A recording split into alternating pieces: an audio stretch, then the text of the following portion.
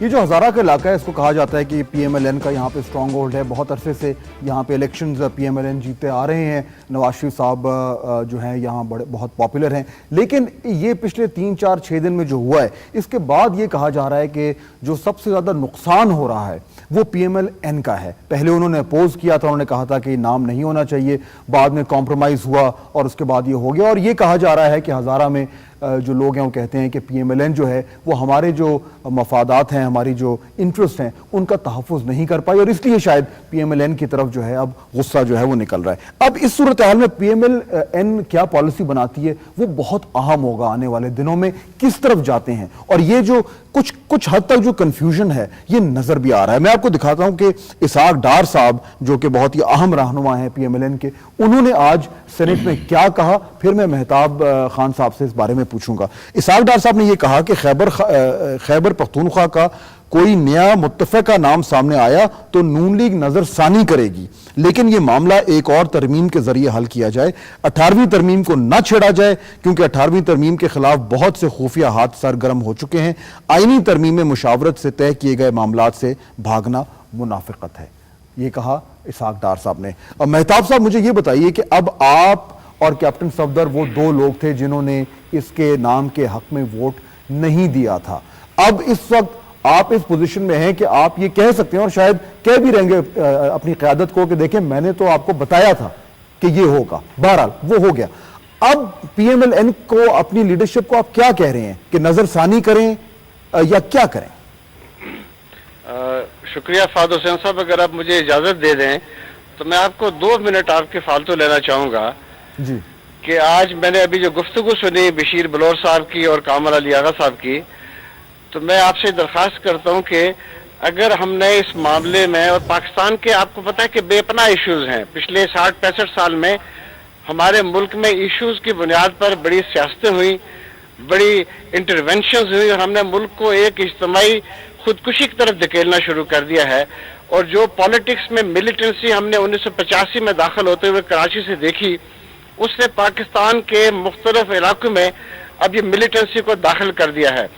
آج جو آپ نے گفتگو کیا سے سنائی ہے, میں اس پہ بہت افسوس بھی کرتا ہوں, اور میں آپ سے درخواست کروں گا کہ اگر ہم اپنے ملک کو بچانا چاہتے ہیں تو برائے مہربانی ہم ان ایسے لوگوں کو کہ جو ادراک نہ رکھ سکتے ہو پاکستان کے مستقبل کے بارے میں اور اس کی حفاظت کے بارے میں, تو کم از کم ٹیلی ویژن پہ لا کے لوگ ایسے لڑائی نہ کریں, کیونکہ اس سے ہمارے معاملات حل نہیں ہو سکتے. دوسری اہم بات میں آپ سے کہنے جا رہا ہوں کہ اس وقت کسی نے غالباً اس بات کا نوٹس نہیں لیا کہ پچھلے 4-5-7 دن پہلے دبئی میں یا ابوظہبی میں جو جنرل پرویز مشرف نے جن لوگوں سے میٹنگ کی, ان میں کاف لیگ کے کچھ رہنما وہاں شریک ہوئے, اور اس کے بعد وہ فوراً جب پاکستان میں پہنچے تو اس میں اس ایشوز کے اوپر بھی بہت زیادہ پھر تیزی آئی اور تلخی پیدا ہوئی.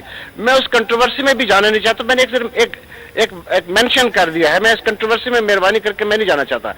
اب اصل بات یہ جو آپ نے کی ہے کہ ہماری مہتاب صاحب صرف 1 سیکنڈ کے لیے میں آپ کو انٹرپٹ کروں گا. یہ خبر ہمارے پاس آئی ہے, میں آپ کو بھی اور اپنے ویورز کو بتا دوں کہ جو ڈی آئی جی ہیں ہزارہ میں اور جو ڈی سی او ہیں ان کے ٹرانسفر آرڈرز ہو گئے ہیں. یہ ابھی کی خبر ہے. جی پلیز. میں نے آپ سے عرض کیا تھا نا, اور نئے بھی تعینات کر دیے گئے. جی ہاں, اس میں ممکن ہے اس تبدیلی سے جو ہے وہ حالات اچھے ہوں. میرے خیال میں کہ یہ ایک مفاہمت کا راستہ جو اختیار کیا جا رہا ہے آج مذاکرات کے ذریعے, اس میں مجھے کافی کامیابی نظر آتی ہے. جو اصل بات میں کہنے جا رہا تھا کہ پاکستان مسلم لیگ جو ہے وہ ہزارہ ڈویژن میں خاص طور پہ صوبہ سرحد میں 1999 تک سب سے بڑی جماعت تھی, جو صوبائی اسمبلی میں بھی اس کا وجود سب سے بڑا تھا اور قومی اسمبلی میں بھی اس کے بعد سب سے بڑا وجود تھا. بدقسمتی سے 2002 کے انتخابات اور 2008 کے انتخابات میں جو الیکشنز یہاں کروائے گئے, صحیح بات تو یہ ہے کہ مجھے آج کہنا چاہیے کہ وہ ایک انجینئر انتخابات ہیں. ہم نے اس کے اوپر کوئی اعتراض اس لیے نہیں کیا کہ ہمیں ایک سٹیپ فارورڈ جانا تھا, لیکن ہم نے دیکھا کہ وقت کم ہے, تو میں چاہ رہا ہوں کہ ہم ذرا فوکس کریں کہ ابھی اب آنے والے دنوں میں کیا. میں صرف یہی بتاتا چلوں کہ جو ہمارے پاس انفارمیشن آئی ہے, ڈاکٹر سلمان ہیں, ان کو ڈی آئی جی تعینات کر دیا گیا ہے ہزارہ میں, اور ظہیر اسلام صاحب ہیں, انہیں ڈی سی او لگا دیا گیا ہے. یہ ٹرانسفر آرڈرز ہو گئے ہیں. میرے خیال ہے ابھی بلور صاحب پروگرام کے شروع میں یہ کہہ بھی رہے تھے کہ یہ فیصلہ ہو گیا ہے, نوٹیفیکیشن جاری ہو گیا ہے. مجھے یہ بتائیے مہتاب صاحب کوئکلی, پھر میں بلور صاحب کی طرف جانا چاہ رہا ہوں کہ اب اس وقت آپ کی پارٹی یا آپ کا موقف کیا ہے کہ 18ویں ترمیم کو روک لیں اور نظر ثانی کریں اس ایشو پر، نام کے ایشو پر؟ جی ہاں، میں نے گزشتہ روز میاں نواز شریف صاحب سے اور اپنی پارٹی کے جو دوسرے لیڈرز ہیں ان سے میں نے یہاں پہ گزارش کی کہ ہمارے جو اس وقت صبح ہزارہ ڈویژن کے اندر جو عوام کے جذبات ہیں اور جو ہمیشہ سے مسلم لیگ کے ساتھ رہے، یہ بدقسمتی سے مسلم لیگ نون کو اور اس کی لیڈرشپ کو ٹارگٹ کیا جا رہا ہے اور ایک سوچے سمجھے منصوبے کے تحت ٹارگٹ کیا جا رہا ہے، لیکن فی الحال میں چاہتا ہوں کہ اس معاملے میں ٹارگٹ کون کر رہا ہے؟ ٹارگٹ کون کر رہا ہے؟ دیکھیں ٹارگٹ وہی قوتیں کر رہی ہیں کہ جنہوں نے اس معاملے میں اپنا اسٹیج سجانا تھا اور جو اس خطے میں ہزارہ ڈویژن کے اندر بدامنی پیدا کرنا چاہتے تھے اور وہ کر دیا انہوں نے. یعنی آپ کافری کی طرف اشارہ کر رہے ہیں؟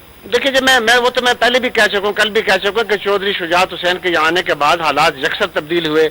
ہدایات کہاں سے آئیں اس کے بارے میں کچھ نہیں کہنا چاہتا اس وقت، لیکن بہرحال اس میں فضا میں خرابی وہیں سے شروع ہوئی اور ایک تباہی کی طرف ہم جا رہے ہیں.